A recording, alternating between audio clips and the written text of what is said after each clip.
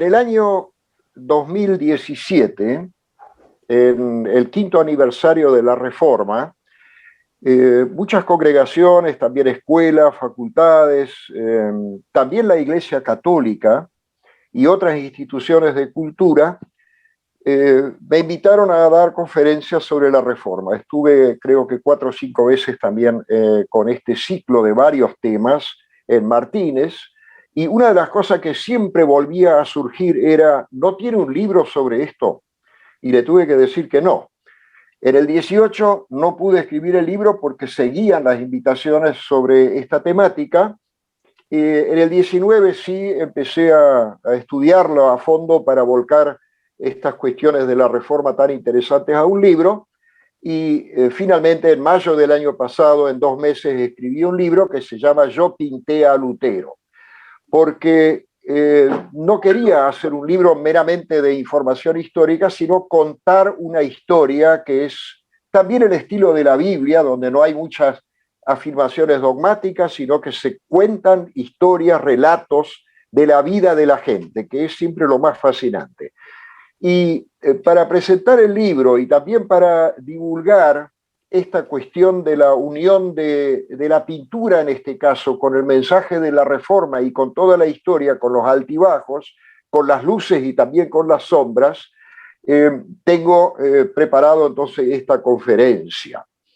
En la primera mitad del siglo XVI se produjo, como todos ustedes saben, en Europa, el amplio movimiento de la Reforma protestante. Y de allí provienen varias ramas del cristianismo y una multiplicidad de iglesias. La expansión predicada, enseñada y escrita de la Reforma, así en ese orden, predicada, enseñada y escrita, fue acompañada también decididamente mediante grabados y pinturas que salían fundamentalmente del taller del pintor Lucas Cranach el Viejo, 1472 a 1553, y luego de su hijo Lucas Cranach el Joven. Por eso la nomenclatura el Viejo y el Joven. El Joven es de 1515 a 1586. Cranach colaboró como ningún otro artista plástico, en este caso, con la transmisión visual de contenidos esenciales de la Reforma. Con justa razón ha sido llamado pintor de la Reforma, tanto por los retratos de Lutero, Catalina Fombora, Melanchthon y otros personajes, como también por la creación de una verdadera iconografía de la Reforma. Con esto, Cranach logró traducir a imágenes conceptos esenciales de la Reforma: ley y gracia, evangelio, iglesia, sacramentos, comunidad, predicación, fe, salvación. Pero ya de entrada quiero decir que él, por esta amistad y por esta dedicación a los temas de la Reforma, no dejó de pintar para personas católicas, laicos, nobles y obispos y arzobispos, con los cuales él también mantenía buenas relaciones. El pintor de la Reforma, y se puede decir comercialmente también ecuménico. Lucas Cranach nació el 4 de octubre de 1472 en el pueblo de Kronach, en ese momento llamado Cranach. El pintor tomó ese nombre como apellido. Su padre también fue pintor, y Lucas recorrió varios lugares, estuvo unos pocos años en Viena, donde impactó a varios académicos con sus pinturas. Allí él pintó el descanso en la huida a Egipto, posiblemente su obra más bella en detalles y en la estructuración general. Fíjense que él ubica esto en un paisaje totalmente europeo, con bosques, con montañas, con castillos sobre las puntas, y nada del desierto que implicó aquel viaje de la Sagrada Familia huyendo de Herodes. En 1505 recibió un llamado para asumir el cargo de pintor de la Cámara, así se llamaba esto, o de la corte, en alemán Hofmaler, del príncipe elector, el título en alemán es Kurfürst, Federico, que después se lo llamó Federico el Sabio, Federico III de Sajonia. Cranach aceptó de inmediato este cargo y comenzó a trabajar para Federico. Después de la muerte de esto, para su hermano sucesor Juan el Constante, y finalmente para el hijo y sucesor de este, que se llamaba Juan Federico y recibió el apodo el Magnánimo. Esta relación con los tres príncipes duró, con una breve interrupción, casi medio siglo, hasta la muerte de Cranach en 1553. Cranach no fue un pintor individualista. Él organizó un taller de pintura, porque en esa época la pintura era considerada un oficio, no tanto un arte. El Renacimiento trajo el concepto de la pintura como arte y del individuo, pero Cranach, a pesar de tener una personalidad sumamente fuerte como pintor, organizó un taller de pintura comunitario en el cual él llevaba el control de toda la producción y se encargaba de todas las partes más creativas y delicadas, por ejemplo, caras, manos, etc. Y a la vez enseñaba a sus aprendices, esto en alemán se llamaba Lehrling, a los oficiales, en alemán Geselle, y a los maestros, Meister, que con el tiempo iban asumiendo cada vez más responsabilidades. Si bien las obras llevan el sello de Cranach, una parte debe ser considerada obra del taller, con el concepto, la realización delicada y el control de Cranach. En ese taller también trabajaron los dos hijos varones de Cranach, Hans, hasta su temprano fallecimiento, y Lucas, que luego continuó con el taller de su padre. Hay obras en las que no se sabe qué parte pintó el padre y qué le corresponde al hijo.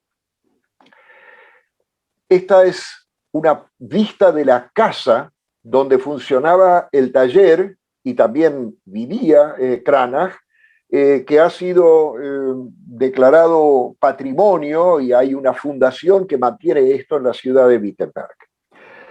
Lo llamativo fue el trabajo racional, organizado desde la preparación de las pinturas y las tablas y telas, ahí se pintaba mucho sobre tablas, menos sobre tela, hasta la colocación final, el montaje, digamos, en los altares, en los palacios y en las salas. El taller trabajó con un concepto de línea de montaje de trabajo, que siglos después se ha llamado Fließband, el taller o la línea de montaje de trabajo. Al mismo tiempo, Cranach tuvo una farmacia, una venta de bebidas, una imprenta, una librería, tenía varias casas y obtenía ingresos de alquileres y compraventa de inmuebles.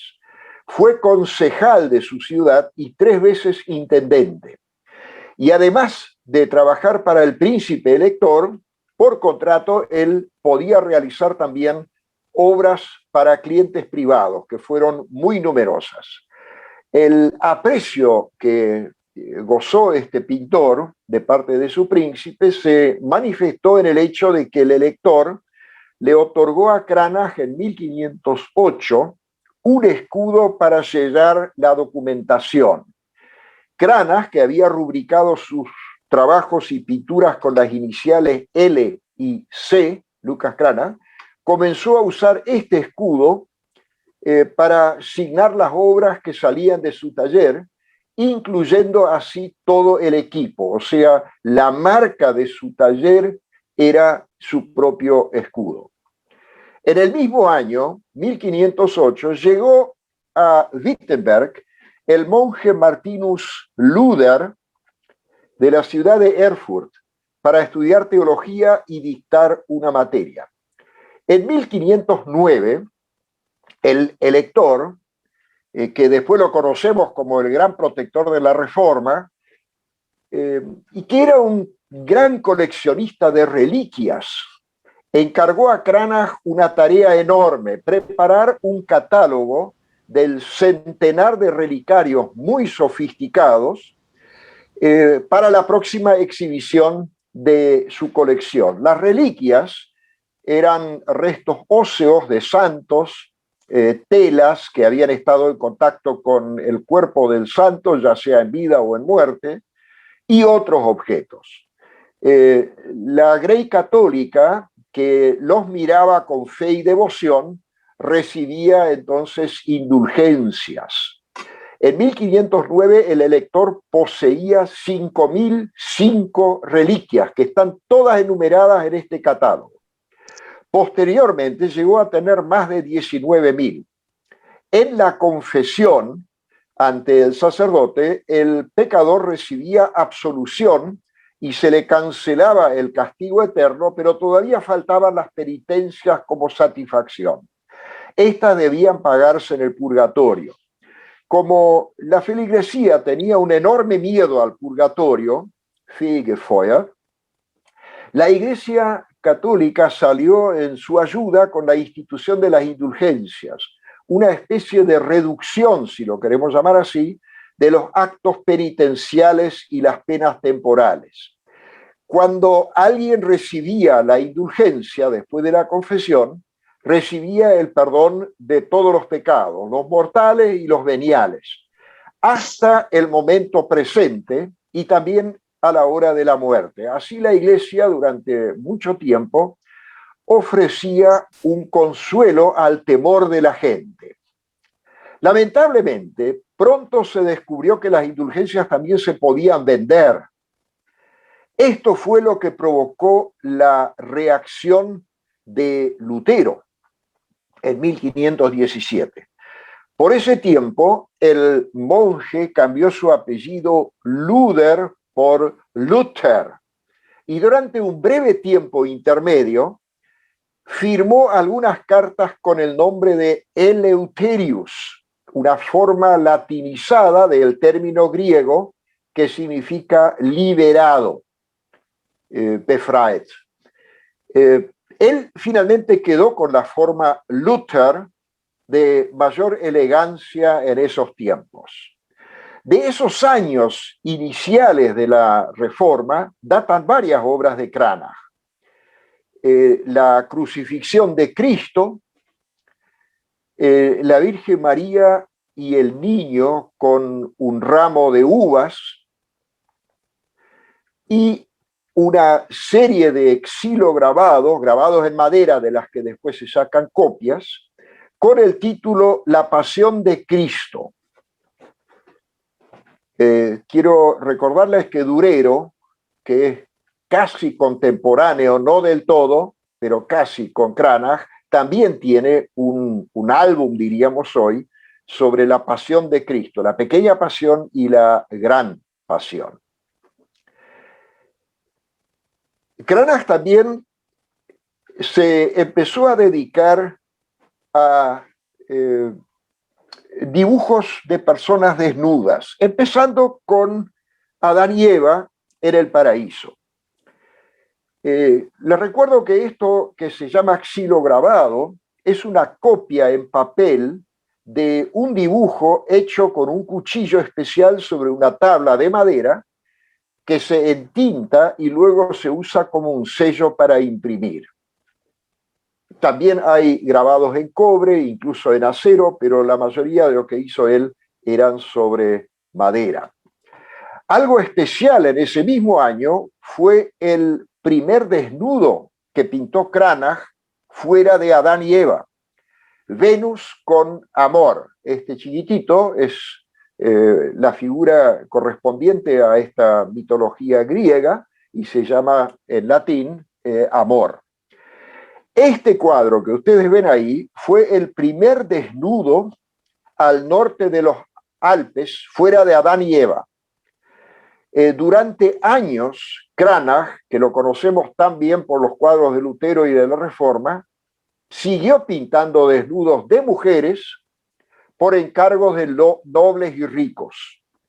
Por ejemplo, Venus, que ya hemos visto una, la ninfa en la fuente, Lucrecia, que es una figura de la historia romana, una mujer que al descubrir que la engañaron se suicida, el juicio de París, del cual existen unas cuantas versiones, y la infaltable pareja de Adán y Eva. Lucas Cranach, el pintor de la Reforma, fue uno de los mayores productores de este tipo de cuadros. Es gracioso que cuando se trata de obras de grandes artistas se habla en todo caso de pintura erótica. Cuando se lo hace con fines comerciales y es más explícito, se lo llama pornografía. Pero Cranach y todos los demás pintores vendían muy bien estos desnudos, porque el límite entre eros y porno no es tan fácil como parece.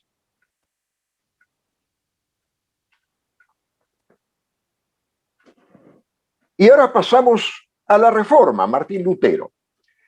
El 31 de octubre de 1517 estalló la Reforma con la publicación de las 95 tesis de Lutero en la puerta de la iglesia del castillo de Wittenberg. Lutero había invitado a una discusión académica con estas tesis, una discusión sobre el valor de las indulgencias, cuya venta era muy vergonzosa y efectivamente también fue prohibida una década después por la Iglesia de Roma. Este es el monje que llevaba adelante este negocio, Tetzel, y esta es la puerta que ahora tiene una plancha de metal donde están grabadas estas 95 tesis en latín.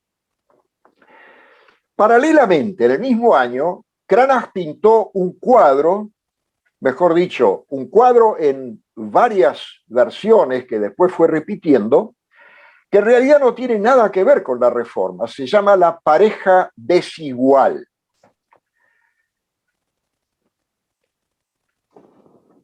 Este cuadro, que parece que le gustaba mucho a Cranach, el tema, digamos, o el motivo, muestra a un anciano con una jovencita. Y también hay variantes donde aparece una mujer anciana con un joven. La jovencita busca el dinero del viejo y el viejo lo que ustedes ya saben. Este cuadro lo repitió unas cuantas veces, le muestro 3 de estas. Fíjense la mano derecha de la jovencita donde se está metiendo, en el bolsillo del viejito. Y acá aparentemente la esposa del hombre joven está de acuerdo con este negocio. Algún tiempo después, Cranach y Lutero entablaron una gran amistad. Cranach se acercó a las ideas teológicas de Lutero y puso su arte al servicio de la Reforma. De 1519 data el primer retrato de Lutero que ustedes están viendo, pero no fue hecho por Cranach. Incluye lo que posteriormente será el escudo de Lutero, que es la famosa rosa. A pedido de Andreas Bodenstein de Karlstadt, reformador, Cranach realizó el grabado que ustedes ven ahí, que hay que verlo en realidad con mucho tiempo y tratar de descifrar todo lo que dice y aprenderse la simbología en sus grandes rasgos. El cuadro lleva como título El carro celestial y el carro del infierno. Un carro que va hacia el cielo, que está decorado con numerosos textos bíblicos, y el otro carro que va derecho al infierno, que también tiene sus comprobantes en los textos bíblicos. Este famoso grabado de Cranach fue la primera difusión visual de la Reforma después de la predicación y de los escritos que empezaron a circular. Y no fue para Lutero, sino para Andreas Bodenstein de Karlstadt. En 1520, Cranach hizo los primeros grabados de Lutero. El primer retrato como Lutero como monje no fue divulgado, posiblemente por la imagen demasiado decidida, fíjense la expresión del rostro. El segundo cuadro sí tuvo amplia difusión y fue copiado y también transformado con halo de santo e incluso con palomas. Estos cuadros circulaban y mucha gente los copiaba y bueno, ahí es una especie de proceso de canonización en vida con la paloma del Espíritu Santo. En el mismo año, 1520, Cranach pintó un cuadro en el que ya aparece el concepto del perdón gratuito, que era el gran tema de la Reforma, el perdón gratuito, no comprable ni para poder comprar, sino gratuito, la gracia de Dios. Este cuadro se llama Cristo y la mujer adúltera, y él pintó varias veces el mismo motivo. De un lado los acusadores, también están los discípulos ahí atrás, y la mujer adúltera que recibe el perdón gratuito por Jesús. Esta es otra versión del mismo tema. En el mismo año, 1520, que es el año de los escritos principales de Lutero, Lutero divulgó en forma escrita el contenido y el programa de la Reforma. Este librito tiene un título medio largo y es A la nobleza cristiana de la nación alemana acerca del mejoramiento del Estado cristiano. An den christlichen Adel deutscher Nation von des christlichen Standes Besserung. Es el programa de la Reforma. El segundo de esta serie es la cautividad babilónica de la Iglesia. Y el tercero fue una carta que él envió al Papa León X, y a continuación de la carta, su desarrollo del concepto de la libertad, von der Freiheit eines Christenmenschen, era el título original. Esta es una impresión ya del año 21. Lo que ustedes ven ahí en la tapa, estos bordes, son obras de los talleres de Cranach o del taller de Cranach.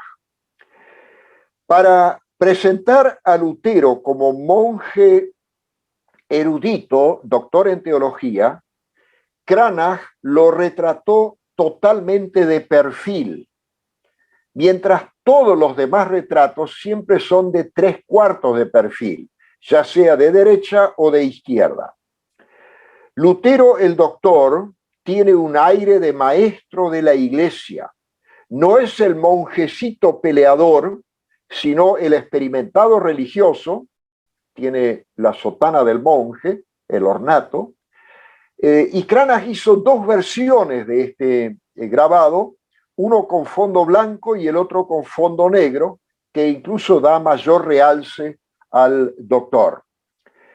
Fue una adecuada promoción que hizo Cranach para la dieta de Worms, que se realizó en 1521, donde se le quiso hacer retractar a Lutero delante del emperador Carlos V, pero el monje se negó rotundamente. A raíz de esa negación, él fue puesto bajo un bando del imperio por el llamado Edicto de Worms, pero su patrono local, protector local, Federico III, lo hizo secuestrar y ocultar, sabiendo Lutero de ello, en el castillo de Wartburgo.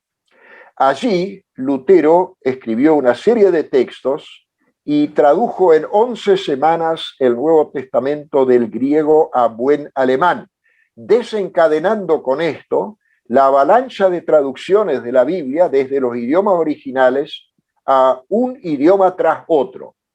en la actualidad a más de 3.000 idiomas. En esta sala, donde vivía encerrado Lutero, él tenía su lugar de descanso y de trabajo. Y de esa época data un grabado que se ve ahí en blanco y negro, y luego el óleo de Lutero como Hidalgo Jorge, porque Lutero vivía con un nombre diferente en ese castillo, para que no se sepa que fuera él. La identidad adoptada en el castillo para no ser reconocido era de Hidalgo Jorge. Y en un viaje que él hizo, una disparada a Wittenberg, Cranach hizo este grabado, del cual después hizo la pintura en color. En 1521, Lutero, el profesor Felipe Melanchthon y Cranach, entre los tres, este trío, publicaron una sátira sobre el papado. Esta sátira se llamó El Pasional de Cristo y del Anticristo.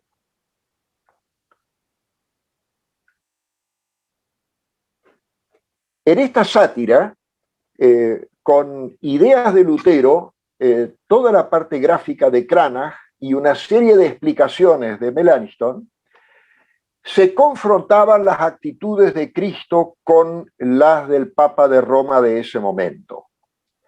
Y Cranach, estrecho colaborador de Lutero, fue retratado frecuentemente por Cranach.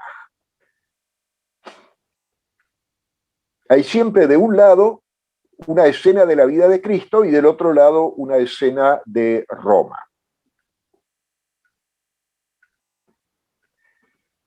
Y ya se estaba perfilando el empleo de la imagen como medio de divulgación de las ideas de la Reforma y a la vez de defensa y de contraataque por el lado romano.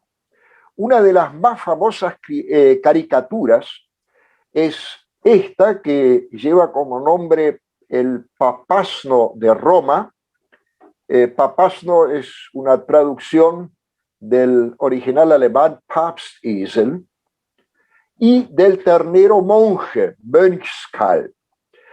Estos grabados de Cranach son derivados de dibujos de supuestos seres monstruosos y hábilmente aprovechados por Cranach y por Lutero para golpear al lado de la oposición. La discusión no se realizaba ya en ese momento mediante debates inteligentes sobre argumentos. Ambos lados, Roma y Wittenberg, empleaban todos los medios existentes para escrachar, como diríamos hoy, al respectivo oponente. Se empleaban tergiversaciones, comentarios maliciosos, dibujos que ridiculizaban al extremo, tal como hoy en los medios sociales.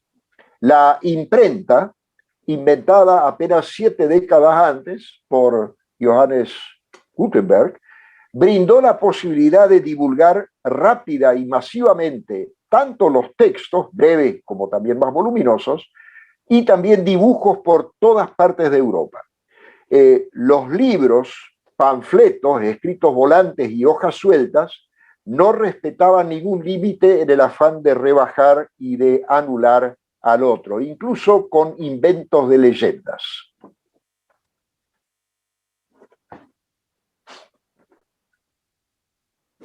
Esta es una pintura de Cranach de Lutero, joven de esos momentos. En 1521, Felipe Melanchthon publicó un famoso libro que se llama Loci Communes, que es la primera teología sistemática evangélica o luterana. En 1522, Cranach pintó a Karlstadt y a su joven esposa. La identificación de esta dupla de cuadros como de Karlstadt y su joven esposa pertenece al doctor Alejandro Sorsín. Y esto también fue una novedad en los estudios sobre Cranach y sobre la Reforma. Unos días después del casamiento, Karlstadt publicó el texto que traducidos es el siguiente, sobre la eliminación de las imágenes y que no haya mendigo entre los cristianos. La segunda parte no suscitó ni remotamente tanto interés como la primera.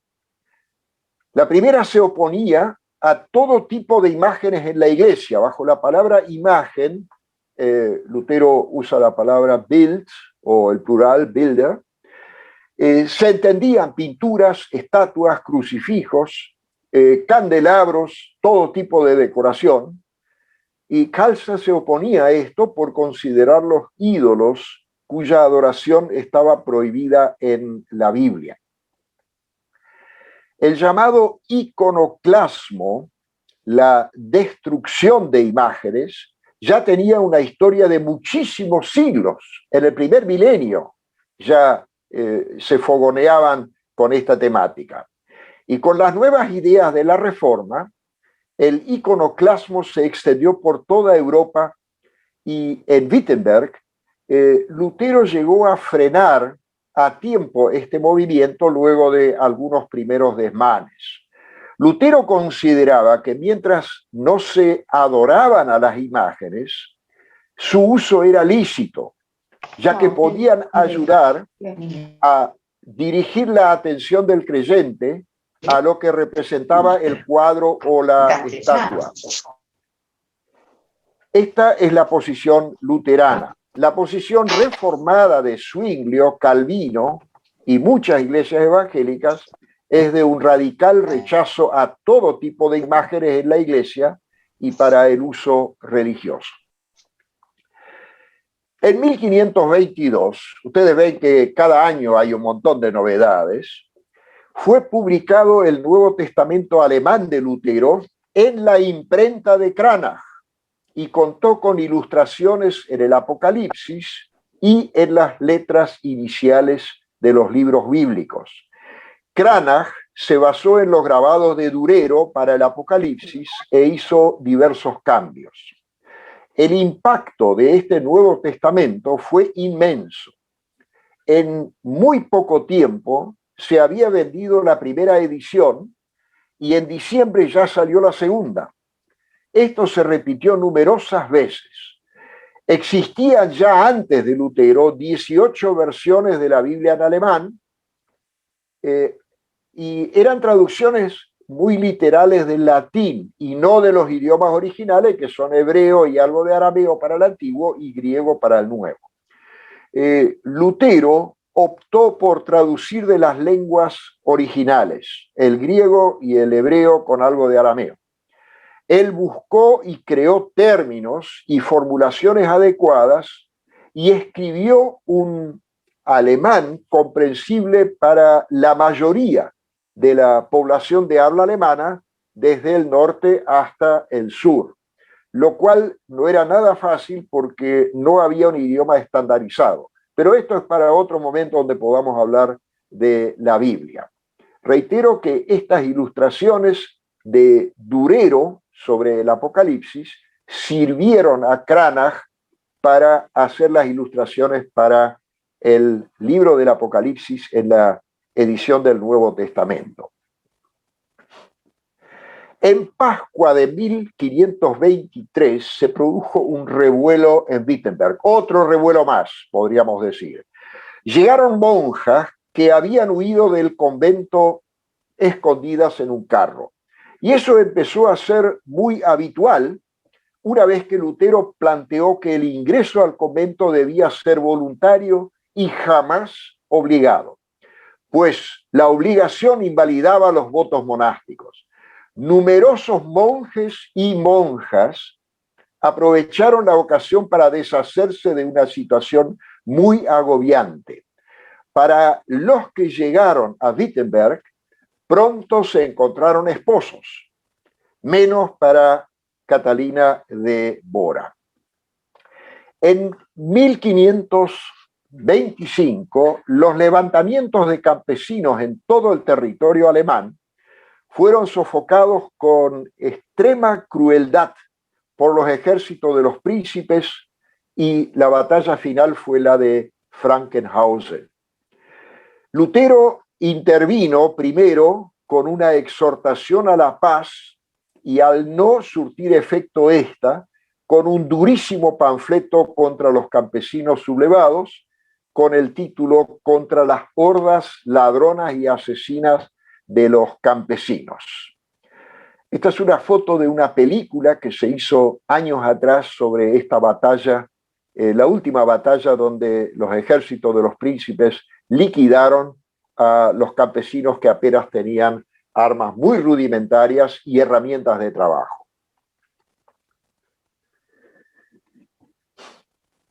En 1525, a pocas semanas de la batalla de Frankenhausen, Lutero se casó con Catalina de Bora, causando un tumulto no menor.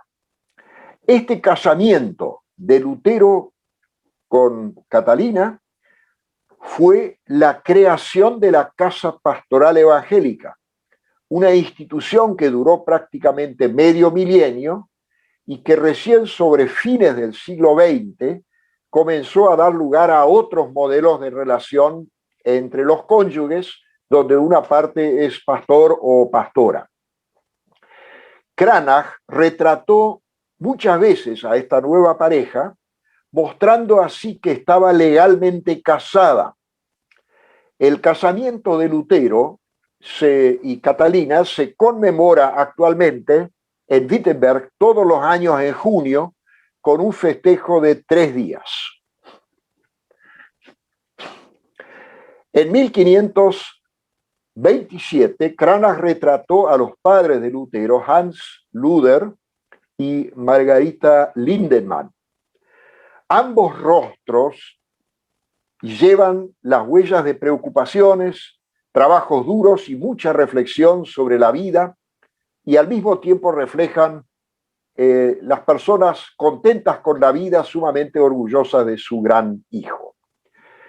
En 1529, Cranach elaboró con ayuda de los teólogos el cuadro más significativo de la Reforma y que se llama Ley y Gracia, Gesetz und Gnade. Esto fue el comienzo de una iconografía específicamente luterana. El tema principal de la Reforma fue la gracia divina y la justificación del pecador por la fe en esa gracia.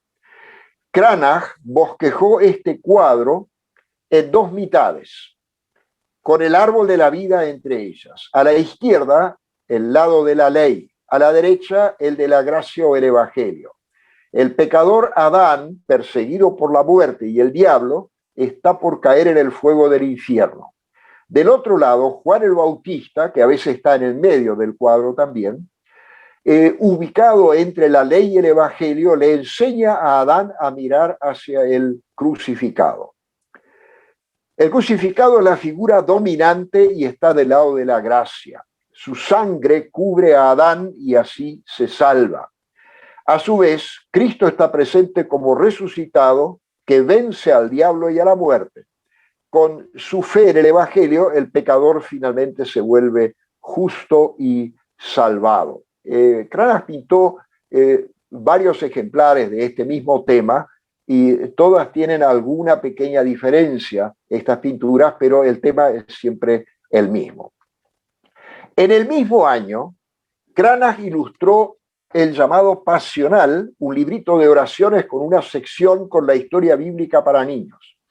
Fue la primera Biblia para niños, con imágenes muy sencillas y un texto bíblico corto, generalmente 1 o 2 versículos del otro lado. En 1531 salió de la imprenta de Zúrich y elaborado a partir del Nuevo Testamento de Lutero y algunas partes del Antiguo y los demás textos traducidos por un equipo, la Biblia de Zúrich. El equipo fue dirigido por Ulrico Zwinglio. 200 grabados ilustran el texto, lo cual es llamativo, ya que la reforma suiza de Zwinglio y de Calvino posteriormente se oponía fuertemente a las imágenes. En 1534 se publicó en Wittenberg la primera Biblia completa en traducción de Lutero, ilustrada ricamente por un hombre que trabajó durante ese tiempo en el taller de Cranach y que figura apenas como MS, las dos letras MS en algunos grabados. Se lo conoce como el monogramista. Esta es la tapa o carátula, como quieran, de esa primera Biblia en alemán. Esta está coloreada. En el Apocalipsis, el monogramista usó el modelo de las ilustraciones de Cranach e introdujo algunos cambios. En este caso, el ejemplar fue coloreado. La Biblia de Lutero fue tan exitosa como ya lo había sido el Nuevo Testamento solo en 1522. Se hicieron muchísimas reediciones y, por supuesto, también copias piratas. A lo largo del tiempo, esa Biblia pasó por diversas revisiones, siendo la más reciente la de los 500 años de la Reforma en 2017. Es la versión oficial de la Iglesia Evangélica de Alemania, así como la Biblia de Zúrich lo es para la Iglesia Evangélico Reformada de Suiza.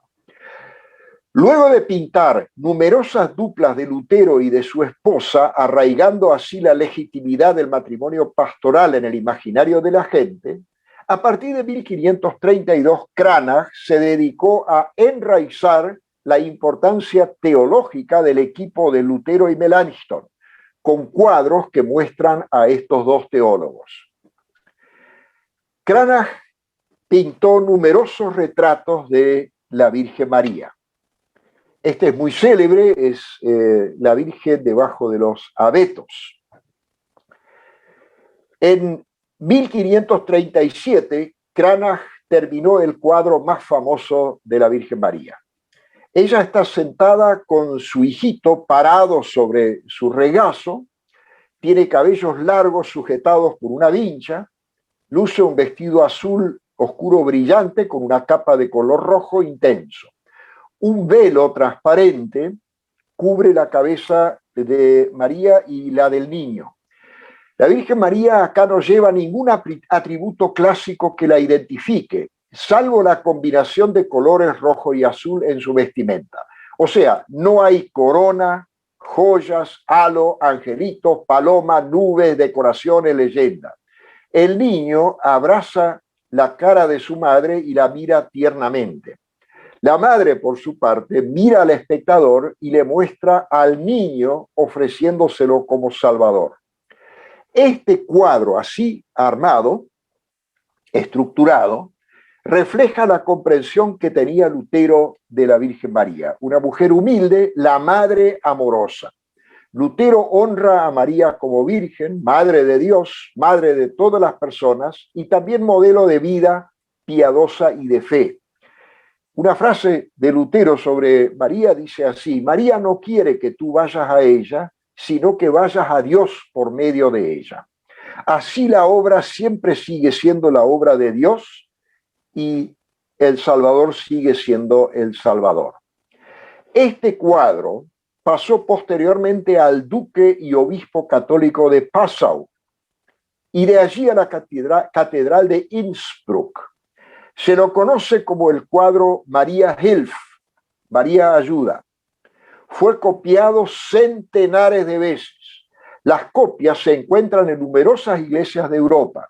De interés rioplatense es un grabado que adorna la tapa de uno de los libros de la imprenta jesuítico guaraní, la obra en idioma guaraní de Nicolás Yapuguay, Explicación del Catecismo de 1724. Esto es digno de pensarlo, es impactante. El pintor de la Reforma luterana es el pintor a la vez de la mayor cantidad de cuadros de la Virgen María, y entre ellos el más famoso y el más copiado de todos, incluso por los guaraníes. Cranach también transmitió el mensaje de la gracia en la escena bíblica de la bendición de los niños por Jesús y enseñó con estos cuadros que se llega a ser hijo de Dios al ser tocado y bendecido y transformado por Jesús. Es siempre el mismo tema, pero siempre con otros detalles y otros mensajes.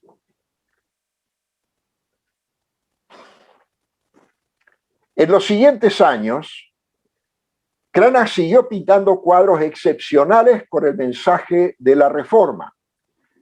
1538, la crucifixión con el centurión creyente. Es la escena del final de la crucifixión. En 1540, Cristo y la samaritana en el pozo. Esto es del Evangelio de Juan, capítulo 4. Y una y otra vez a Lutero. Este es un retrato de 1541.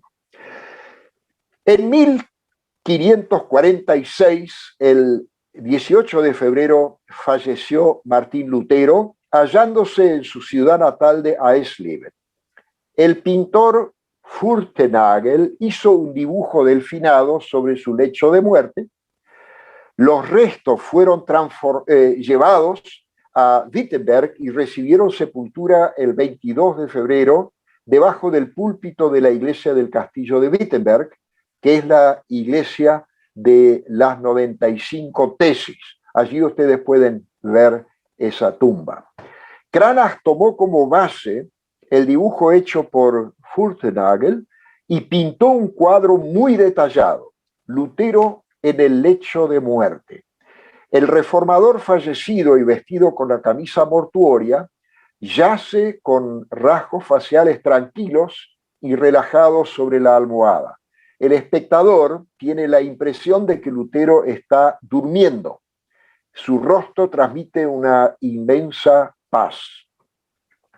Un año después, el emperador Carlos V atacó la Liga de Esmalcalda, que era una liga formada por príncipes protestantes en defensa de la nueva fe. El mismo día en que los soldados del ejército protestante sufrieron la derrota en Mühlberg, el 24 de abril de 1547, el colaborador de Lutero, Juan Bugenhagen, consagró en esta iglesia de la ciudad de Wittenberg el retablo del altar. Este retablo múltiple es el monumento pictórico más importante de la Reforma. Se venía gestando desde hacía un buen tiempo en el taller de Cranach y Lutero mismo lo había inspirado en vida y Cranach lo planificó en detalle. Fue pintado por Cranach padre e hijo y también los demás del taller. Este cuadro contiene los elementos fundamentales de la fe y la práctica de la Reforma: la predicación del Evangelio y la celebración de los sacramentos del bautismo, Santa Cena y confesión. A partir del servicio religioso, los fieles pueden memorizar fácilmente estos contenidos. El retablo muestra lo que establece el artículo 7 de la Confesión de Augsburgo. La Iglesia es la asamblea de todos los creyentes, entre los cuales se predica genuinamente el Evangelio y se administran los sacramentos, de acuerdo al Evangelio. Arriba a la izquierda, Melanchthon bautiza a una criatura. Conste que Melanchthon no era pastor ordenado, o sea, era laico. Acá está bautizando. En el centro está la última cena, con Lutero y otros reformadores como discípulos. Y a la derecha, Bugenhagen toma la confesión que para Lutero en ese momento aún tenía valor de sacramento. Debajo del cuadro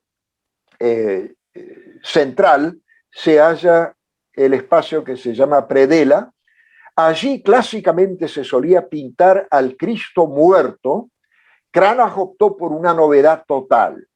Pintó al crucificado en el centro de la sala, a la derecha a Lutero, apoyado con una mano en la Biblia y con la otra señalando al Cristo, y a la izquierda del cuadro la comunidad escuchando. En ella Catarina de Bora y su hijo Hans, quizás también la hija Magdalena, y al costado contra la pared el mismo Cranach. Lo llamativo es que el crucificado vive, tiene los ojos abiertos, que acá por supuesto no se ve, hay que ir muy cerca. Lo mismo los labios, como si estuviera hablando. La tela al vuelo del crucificado remite a la resurrección. O sea, el Señor está vivo en medio de su comunidad. En total, este retablo ilustra los 4 principios de la Reforma. Solo Cristo, solo la Escritura, la gracia sola y la fe sola. La posición de la cruz en el centro de la predela comunica que ella sostiene los sacramentos y une la predicación con la comunidad. Cuando se predica la palabra y se celebran los sacramentos, Cristo está presente. Luego de algunas vueltas de la política, Cranach se trasladó en 1552 a la ciudad de Weimar con el elector, el tercero que le tocó colaborar. Allí empezó un gigantesco retablo de altar. Él falleció antes de terminarlo el 16 de octubre de 1553 y fue sepultado en Weimar. Su hijo, Lucas Cranach el joven, se trasladó a Weimar para concluir la pintura comenzada por su padre. El enorme conjunto muestra la cruz con el crucificado en el centro y los demás elementos a ambos lados de ese crucificado provienen del conjunto ley y gracia. A la izquierda de la cruz, el resucitado está pisando con un pie la muerte, representada por un esqueleto, y con el otro al monstruoso demonio. El resucitado lleva en ambas manos la vara de luz, con la bandera blanca con una cruz roja de la victoria, y se la hunde al diablo en las fauces. El cordero también sujeta una vara de luz con una banderita con la inscripción: He aquí el Cordero de Dios que quita el pecado del mundo. A la derecha hay 3 testigos: Juan el Bautista, Martín Lutero y entre los dos Lucas Cranach padre. Juan el Bautista, que parece un gemelo del resucitado, incluso viste un manto del mismo color, señala con su derecha al crucificado y con la izquierda al Cordero. Lutero sostiene la Biblia abierta, pero él no está leyendo, sino mostrando el texto al público que observa este cuadro. Está abierta con 3 textos fundamentales: Evangelio de Juan, la primera carta de Juan y la epístola a los Hebreos, capítulo 4. Cranach está en actitud de oración. Una corriente de sangre emana del costado de Cristo y fluye a la cabeza del pintor. Debe ser la mayor honra póstuma que haya recibido un pintor en toda la historia de la pintura. Cranach se comunica con el espectador a través de su mirada y lo invita a aceptar el Evangelio de la salvación como lo hizo él. Esta es la propuesta del pintor de la Reforma. Es el Evangelio de la gracia gratuita de Dios que perdona nuestros pecados y nos acerca y nos abarca y nos incluye con la salvación. Es el Evangelio que nos transmite la Biblia y que se nos predica y enseña y que celebramos. En este proceso de proclamación de ese Evangelio también colaboró y colabora el arte, particularmente la música y la obra de Cranach y de todos quienes le siguen. Muchas gracias. Sí, muchísimas gracias, René. Esto ha sido extraordinariamente interesante. Así que quien tenga algún comentario, pregunta, pedido de aclaración o aclaración, este es el momento. Pueden hacerlo directamente o si tienen la posibilidad, si en su celular, en la parte de pedir la palabra. Si no, nada más que manito arriba y vamos a tratar de ver. Jonathan Tocanos. Sí, hola. Una pregunta. Yo vi Sí, que el hombre al principio pintaba cuadros eróticos, como decía, Y Sí. después como fue conociendo a Martín Lutero, es como que algo lo fue evangelizando y a poco se fue entregando más a la fe, ¿no? ¿Es así? Eso es algo que ha causado un poco de rispidez, pero también un poco de comicidad, porque el hecho de que el mayor pintor de la Reforma haya pintado tantos cuadros, tanto de la Virgen María como de numerosos santos para dignatarios católicos que se lo pedían, hace pensar que él, por supuesto, estaba convencido del mensaje de la Reforma, pero no desaprovechaba la oportunidad de vender cuadros, llamémoslo así, a personas que querían otros motivos. Tanto estos cuadros que entrarían en la categoría de eróticos, y que los dignatarios y los ricos se ponían en su living, en los salones, como también cuadros que iban a parar a altares y a templos católicos. O sea, no despreciaba a nadie por su fe o por su postura o por su gusto, pero su corazón latía, por supuesto, con la Reforma. Karin, vos podrías leer si hay preguntas en el chat para Sí, todos. en el chat hay una pregunta de Crispin que dice, la predela, ¿existe algún volumen que describa con mayor amplitud para mayor conocimiento este suceso de Cristo? Crispín, ¿se refiere al cuadro en sí o al suceso de la crucifixión? El suceso de la crucifixión, deduzco que también ahí incluye la predela.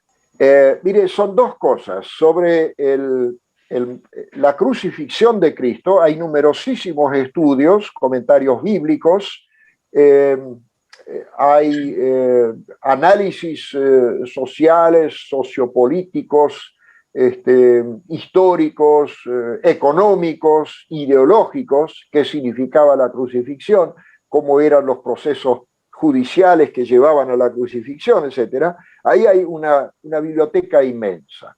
Ahora, sobre el cuadro con la predela, también hay estudios muy interesantes. En alemán, en inglés, en castellano no hay demasiado. Hay algunas cositas, pero no demasiado. Yo, con un poco de vergüenza, tengo que remitirle, o me permito remitirle al libro. Este es el libro, Yo pinté a Lutero, y Crispino usted lo puede conseguir en México, porque hicimos paralelamente una edición en México, también con el sínodo del Estado de México, sínodo de la Iglesia Presbiteriana. Ahí hay una descripción mucho más larga de lo que pude hacer acá en este tiempo muy acortado, de lo que es ese cuadro gigantesco, y donde yo cada vez que llego a Wittenberg me paso muchísimo tiempo disfrutando del mensaje y del arte de este hermosísimo cuadro. Lo mismo que el de Weimar. Gracias. Dice Alice, ¿se puede decir que la Iglesia Católica terminó comprando la Reforma en el sentido de que dejó de vender indulgencias y demás? Miren, al poco tiempo en cuestión de décadas, digamos, no en cuestión de siglos, después de la Reforma, la Iglesia Católica llamó a un concilio para poner los puntos sobre las íes, por decirlo de una manera neutral. Y en ese concilio, que fue el de Trento, se tomaron algunos de los impulsos de la Reforma y en una serie de otros puntos se afirmaron las doctrinas católicas. El tema de la venta de las indulgencias fue prohibido por el propio Vaticano ya en ese contexto, pero una serie de otros ítems de la Reforma no se incluyeron en Trento, o sea, no fueron aceptados en ese momento, pero sí en el Concilio Vaticano II, de 1962 a 1965.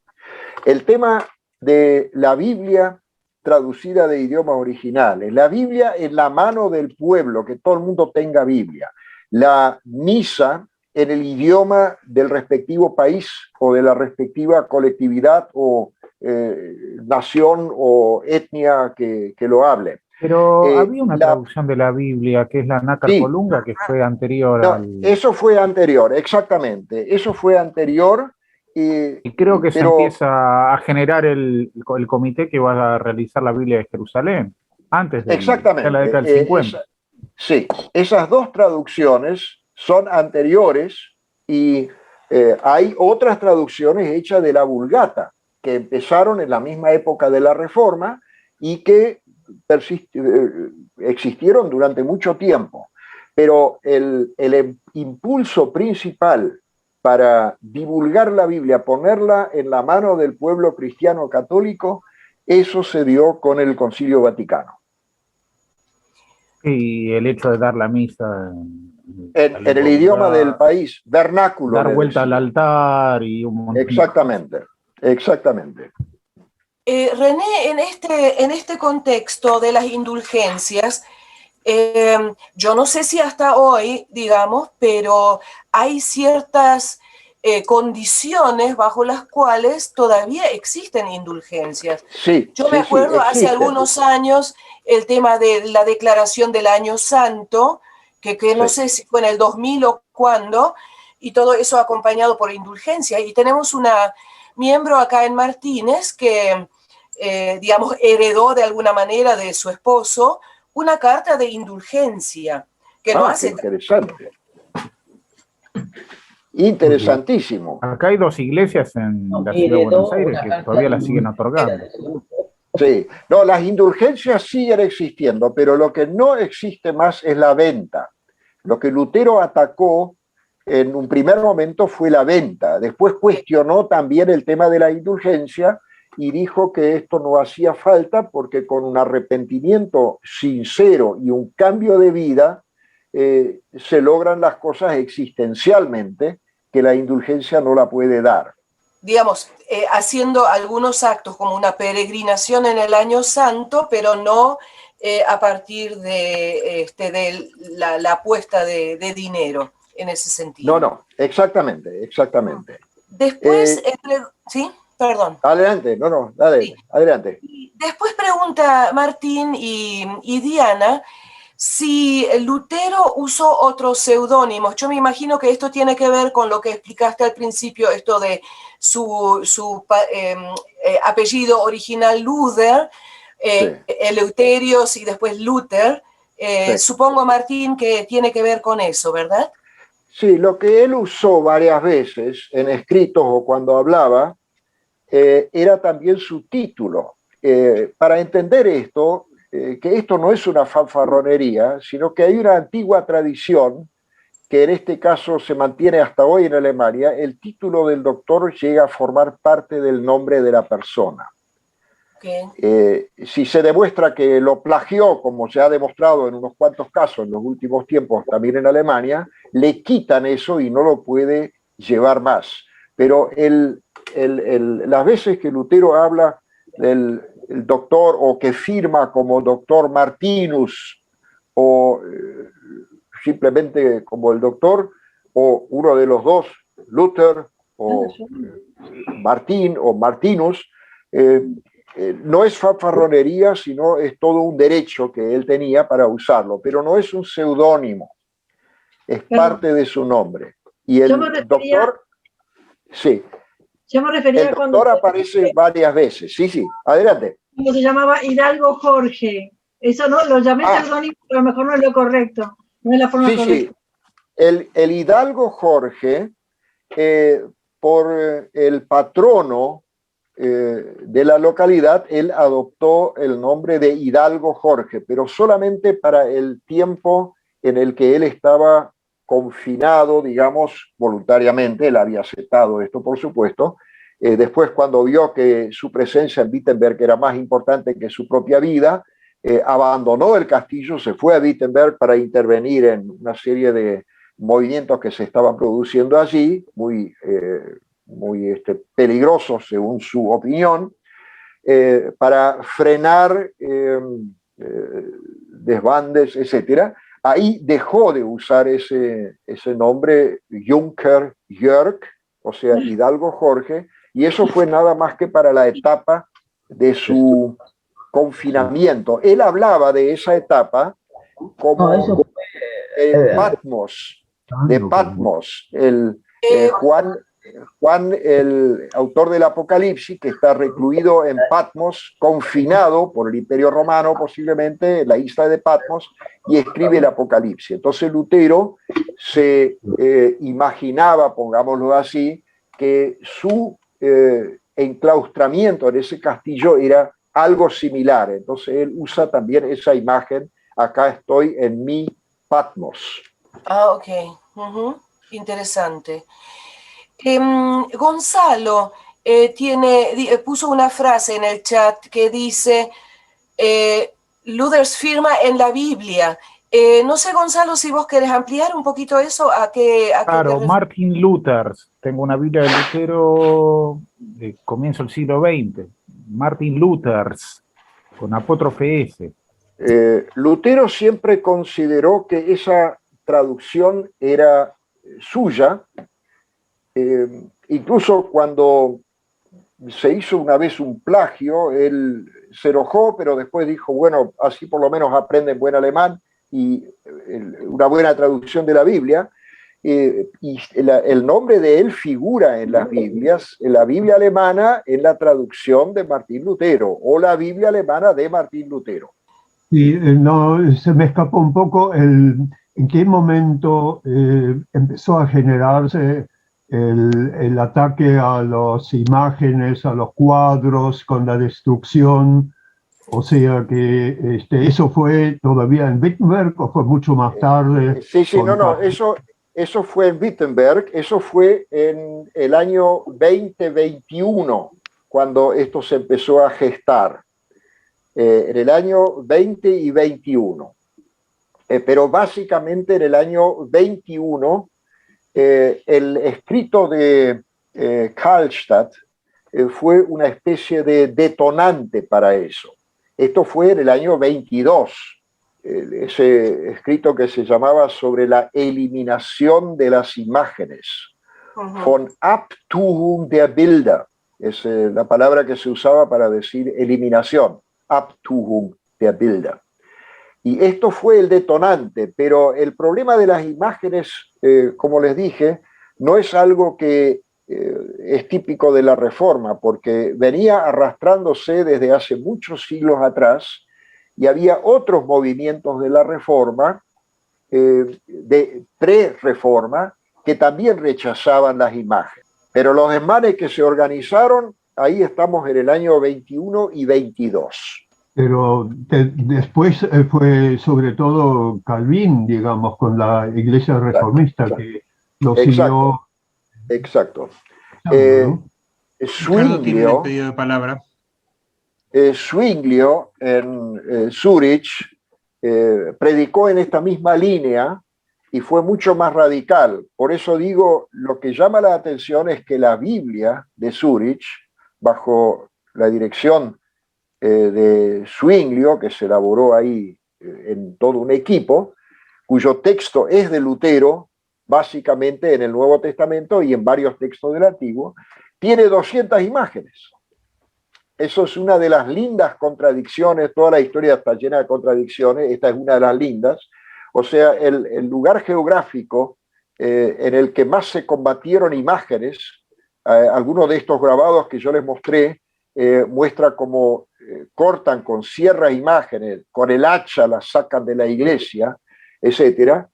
Bueno, ahí justamente la Biblia tiene 200 imágenes que son un lujo, que son lindísimas. La Biblia de Ginebra también. Pero esa es posterior. Hay 2 o 3 comentarios en el chat y un pedido de palabra de Ricardo. Un comentario de parte de Alice que dice que le llamó la atención lo simple de la tumba de Lutero. Sí, eso fue intencional. Eso fue intencional. Yo una vez estuve con un grupo de jóvenes de la congregación acá de Gualeguaychú y de San Antonio, fuimos invitados a un intercambio juvenil, estuvimos varias semanas y por supuesto fuimos también a Wittenberg. Y entonces alguien pregunta, ¿y dónde está la tumba de Lutero? Y le digo a esta chica, justo detrás tuyo. Y pegó un salto porque se imaginaba que había una cosa gigantesca, y cuando vio esa tumba y dijo, ¿qué? ¿Un personaje tan famoso en la historia con una tumba que podría estar en cualquiera de nuestros cementerios? Sí, sí, porque para Lutero lo importante es el mensaje del Evangelio, no la pomposidad de una tumba. Es correcto lo que señalaste, la tumba lo más humilde y sencillo posible. Es toda una teología esto. Doctor Kruger, quería saber dónde se puede conseguir su libro y si es posible compartir esta conferencia del día de hoy. Le contesto en orden inverso.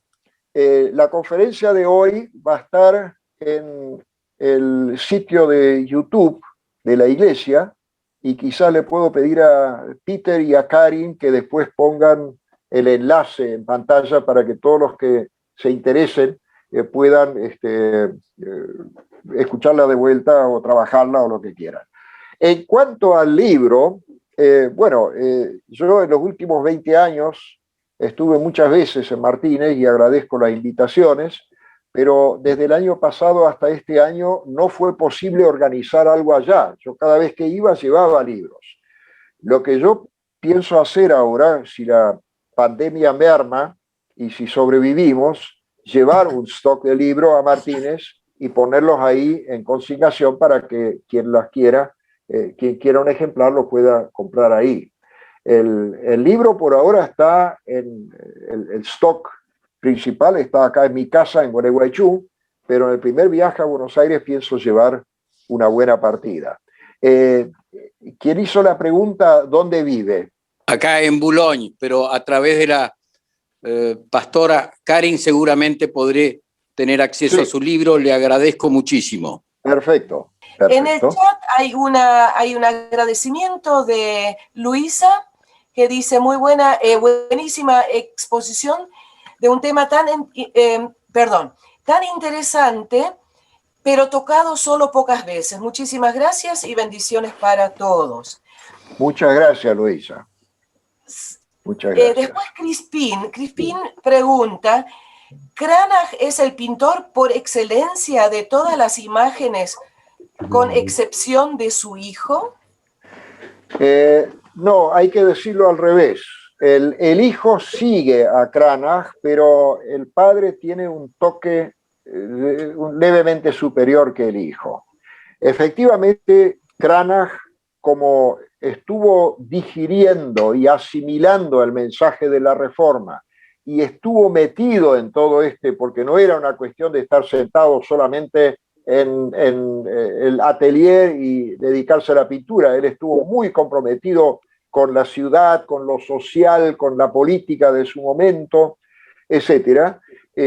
Por supuesto, la vivencia de él fue mayor de todo esto, porque el hijo empezó cuando la Reforma ya tenía 20 años prácticamente. O sea, la vivencia de los primeros momentos de la formación de la Reforma y de todos los primeros años tan turbulentos es de Cranach padre. Por eso se puede decir que él es el pintor de la Reforma por excelencia. Le sigue después el hijo, eso sí. Y después Martín y Diana preguntan cuál es la importancia de Durero en todo este contexto.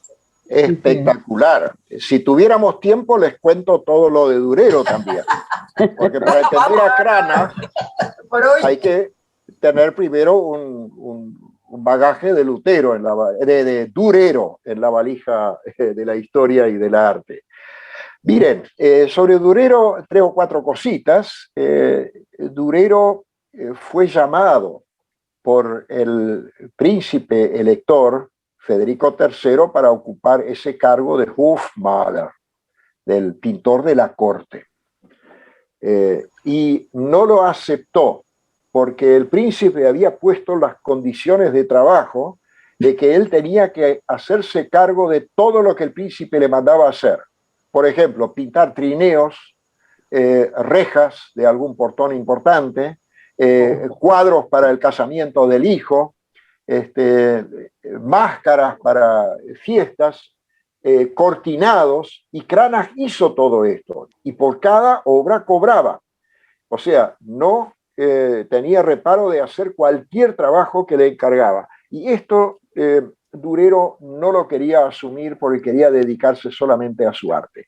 Eso es un detalle muy interesante. Por otra parte, Durero se suele decir que era el pintor mejor entre los dos, pero Cranach gustaba más a la gente.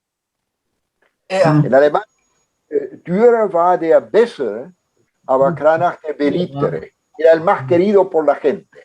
Porque la pintura de Durero es tan, casi diría, tan académica y tan estilizada, y la otra está metida en la vida de la gente, porque pinta las cosas de una manera que cualquiera lo podía entender, tomaba personajes del entorno, por supuesto también pintaba nobles y toda la ropa que usaba la gente de jerarquía, pero la gente adoraba a Cranach. Y después tengo que decir que todavía algo sobre los dos. Durero estaba en contra de la aniquilación de los campesinos. Interesantemente, el príncipe Federico III también, pero se murió poco tiempo antes y no pudo influenciar más políticamente. Y de Cranach no hay ningún cuadro ni de la batalla, ni de ensalzamiento, ni glorificación del ejército o de los príncipes. O sea, ahí hay una línea donde los artistas, y en el caso del Federico III, también la autoridad no estaba de acuerdo con la carnicería que se hizo y la liquidación, y que no era lo único, porque después siguió esto y fueron castigados los familiares de los campesinos que se habían levantado en protesta por la opresión que estaban sufriendo. Durero hizo un dibujo de un monumento al campesino o al agricultor vencido, y está hecho de herramientas y de productos del agro, y sobre la punta de la columna está sentado un campesino que tiene un cuchillo enorme clavado en la espalda. Eso existe, eso no se llegó a construir, pero el bosquejo existe. Durero, en un determinado momento, se empezó a inclinar también a la reforma, pero estaba en la ciudad de Nuremberg, y eso está un poquito más lejos, no era un viaje que uno podía hacer en 2 o 3 días. Pero la relación entre los dos es sumamente interesante. Durero el mejor, Cranach el más apreciado y querido. Jonathan tuvo que despedirse, agradece muchísimo la charla, y Ricardo Amelón está pasando, digamos, un cumplido y una invitación a disfrutar del libro. Dice: si les gustó la conferencia, les va a encantar el libro, es un tesoro. Bueno, muchas gracias. Él ya compró uno, por eso... Me imagino, sí. Y después Crispin pone: tengo hambre, y yo pensé, yo también, no. Dice: tengo hambre de saber, ¿me podría compartir alguna bibliografía del pintor Cranach vía electrónica? Eso podemos hacer en privado. Sí. Lo podemos hacer con mucho gusto, pero también le puedo decir que al final del libro, que Crispin lo puede conseguir en México, está la biografía de las principales obras de Lutero y de Cranach puestos en paralelo. Gracias. Eso lo hice para ahorrar. Miren, está puesto así, donde hay siempre una columna de Cranach y una columna de Lutero, las principales obras y los principales hechos, en una cronología. Gracias. Muy bueno. Hernán de la Iglesia Anglicana tuvo que salir, manda muchos saludos y agradece grandemente esta presentación. Yo no sé si se me pasó algo en el chat, si hay alguien que quiere levantar la mano. Matilde. Matilde, estás muteada. Por favor, prende el micrófono. Ahí va. Alicia y Jorge también pidieron la palabra. No, le quería decir al doctor Kruger de que soy Matilde de la Iglesia Metodista de Martínez también, y he escuchado esta conferencia porque Joel León le ha hecho un marketing que realmente se quedó corto.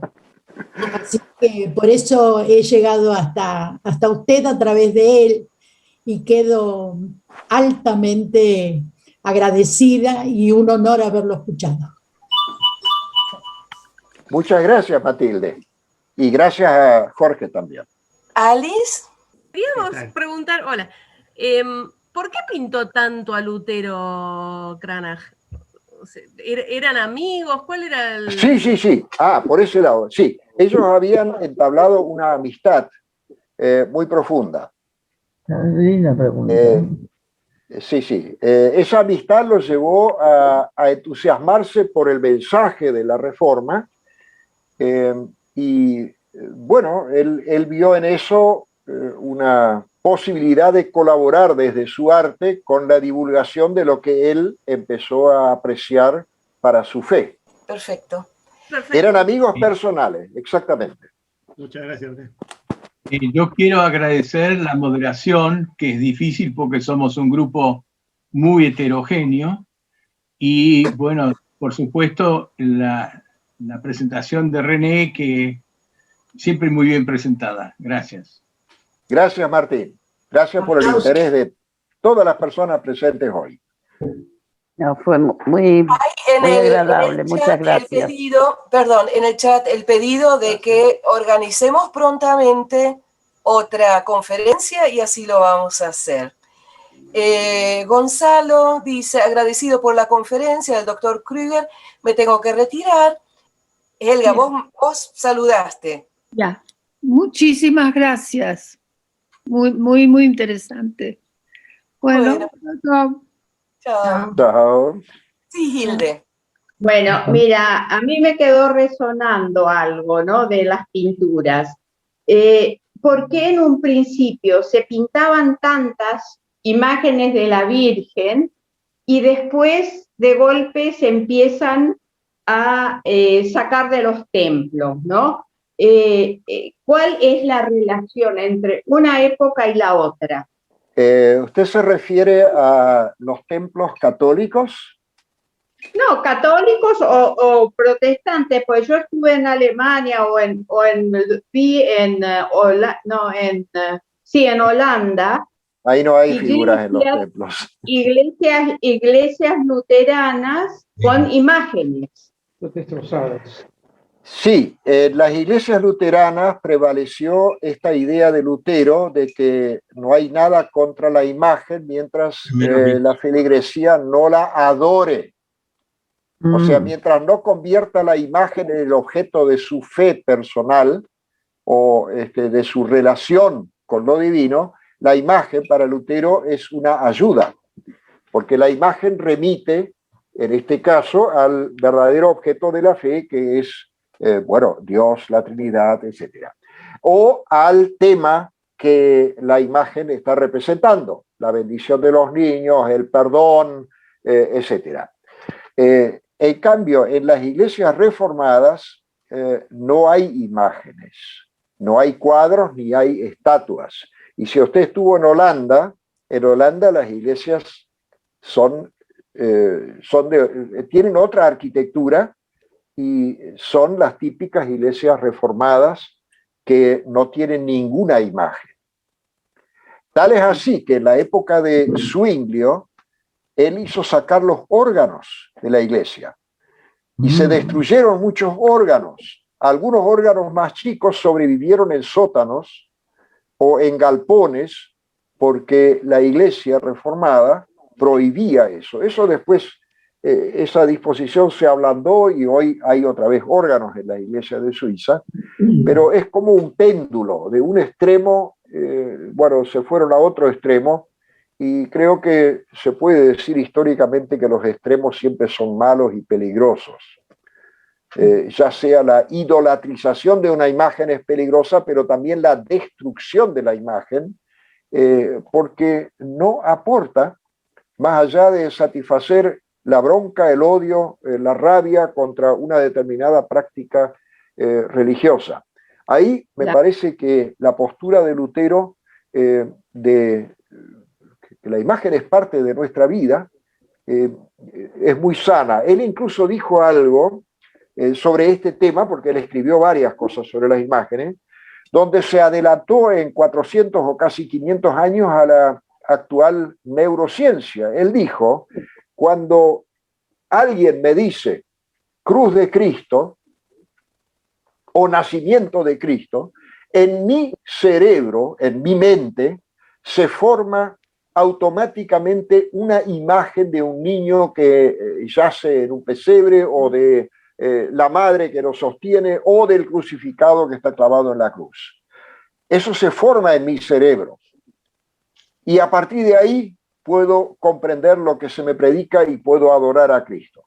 Entonces, ¿qué hay de malo de tener ese cuadro también afuera mientras uno no lo adore como si fuera un ídolo? Claro, no hay nada de malo, no hay nada de malo, porque de todos modos ya se formó en el propio cerebro. Ya, perfecto. Muy interesante esto, neurología, ¿no?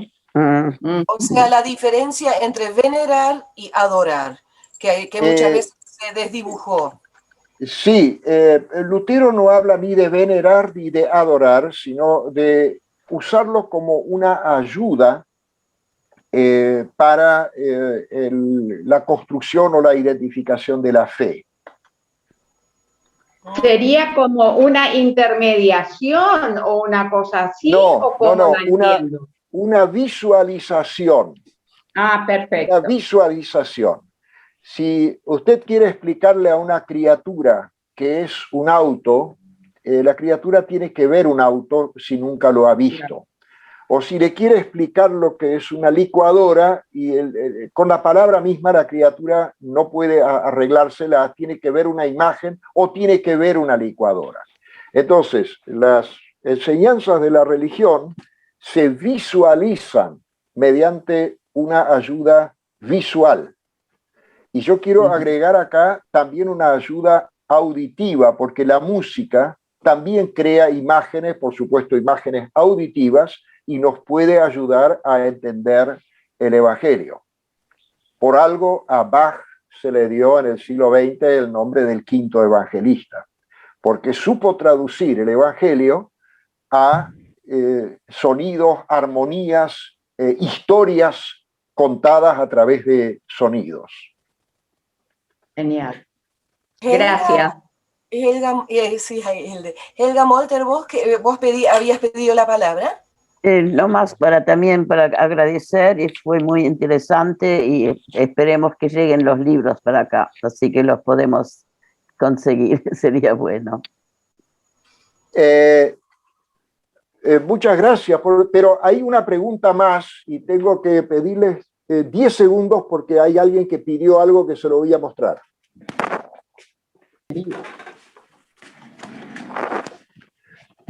Alguien preguntó por la Biblia de niños. Sí, Crispín. Es esta. Este es el librito, este es un facsímil que se hizo a los 400 años de la edición de este. Un facsímil espectacular, con el mismo tipo de papel y todo. Y la parte final es la Biblia para niños. Sería lindísimo poder hacer una pequeña edición facsimilar de esa parte con los textos en castellano, porque al fin y al cabo es la primera Biblia para niños y que es un salto pedagógico. De los niños antes nunca alguien se acordaba, en este sentido como lo hizo Lutero. Así que ahí tendríamos para un proyectito hacer una Biblia, un facsímil de esta primera Biblia para niños de la historia, porque esto era algo totalmente novedoso. ¿Podría tener una copia?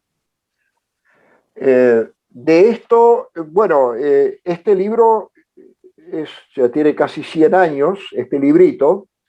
Yo lo conseguí en uno de estos mercados de pulga en una librería en Alemania, pero no sabría cómo hacerlo porque para escanear esto no es tan fácil. Eso lo tiene que hacer un profesional con una mesa especial donde se sacan las fotos y después se hace el facsímil.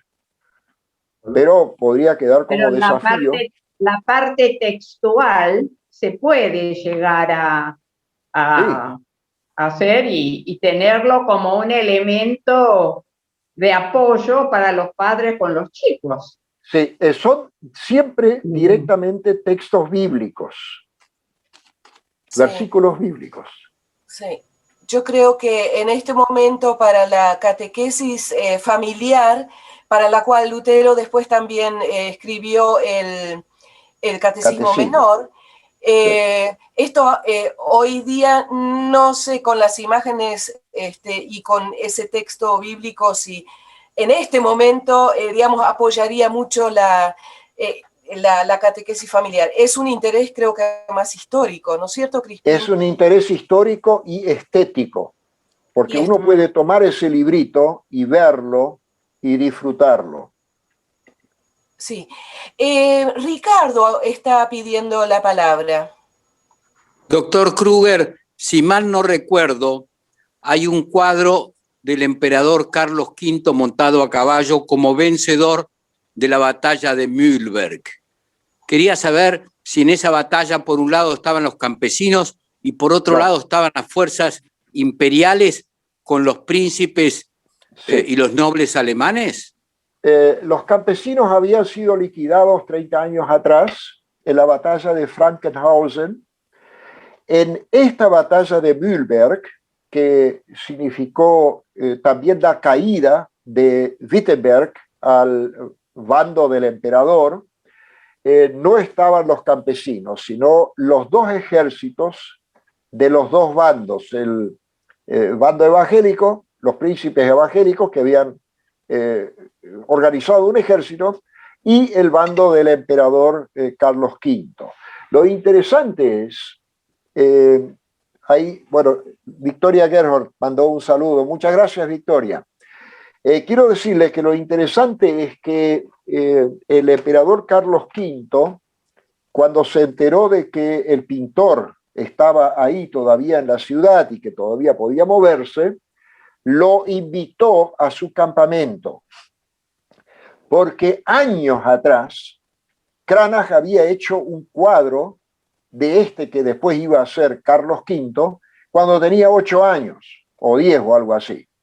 Y el emperador le preguntó si él podía contarle cómo fue esto del cuadro, porque a una criatura, por más que sea alguien de la nobleza, la criatura es inquieta. Entonces él le explicó y resulta que él llevaba consigo en muchos lugares este cuadro. Y entonces le dijo que pida lo que, bueno, esta típica oferta, pida lo que quieras, bueno, y te concederé. Y él pidió clemencia para su señor, que era el príncipe. Entonces, Carlos V decidió no matarlo, no condenarlo a muerte ni encarcelarlo, sino llevarlo consigo como preso. Y ahí anduvo un tiempo hasta que finalmente lo liberó. O sea, el artista salvó en este caso a su príncipe, que era el tercero de la serie. Este príncipe perdió todos sus derechos, perdió sus tierras, por eso después de un tiempo no pudo volver a Wittenberg, sino que se instaló en Weimar. Perdió su título también. Él podía conservar el título solamente de Geborener Kurfürst, o sea, nacido como príncipe, pero no era más príncipe.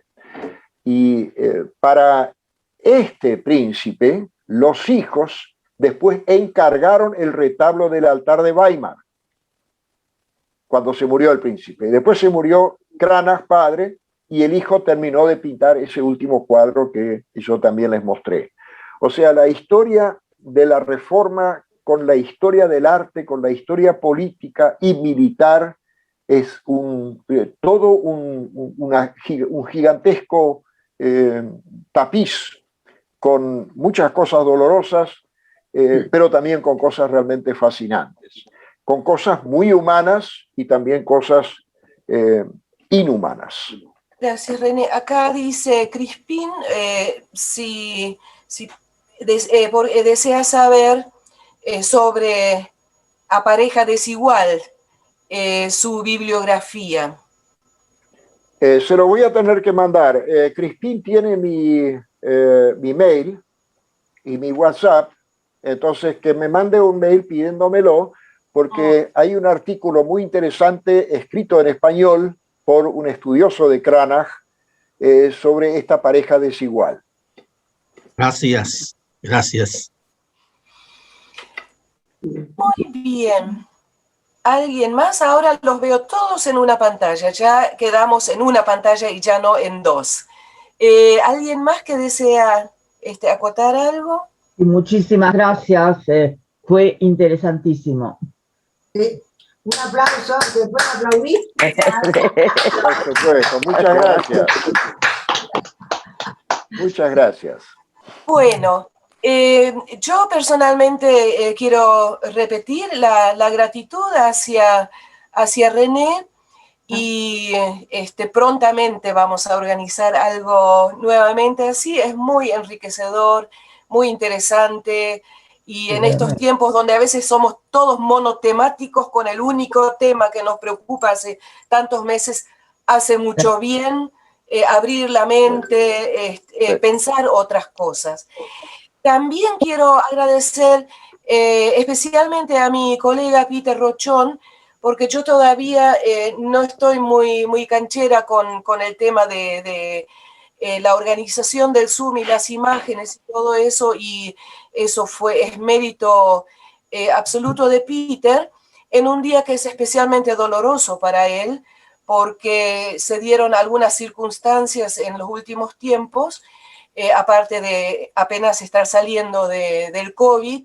Hoy falleció su mamá en Uruguay, y entonces yo estoy segura que todos los que estamos todavía acá vamos a acompañar a Peter y a la familia en un día tan doloroso, donde la despedida no es posible, pero él ha podido estar con su madre un mes atrás.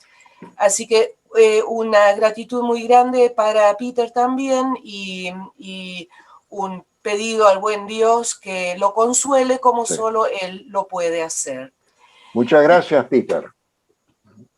Muchas gracias. Y para todos, les deseo un bendecido fin de semana, y que la bendición de nuestro Dios, Padre, Hijo y Espíritu Santo, venga sobre nosotros y quede con nosotros, ahora y siempre.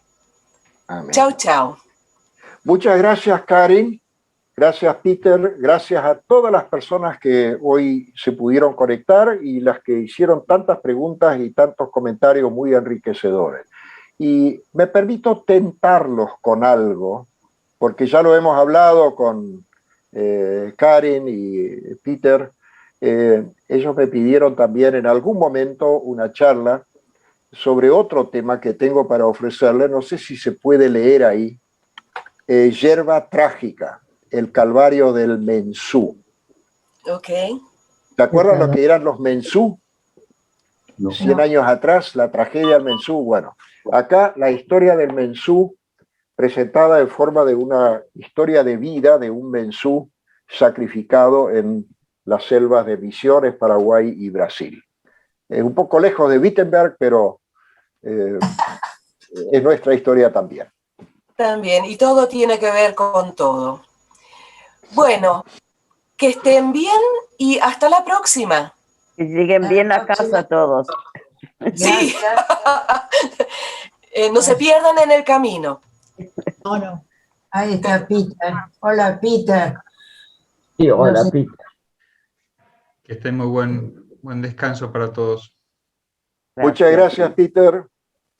Y Bendiciones.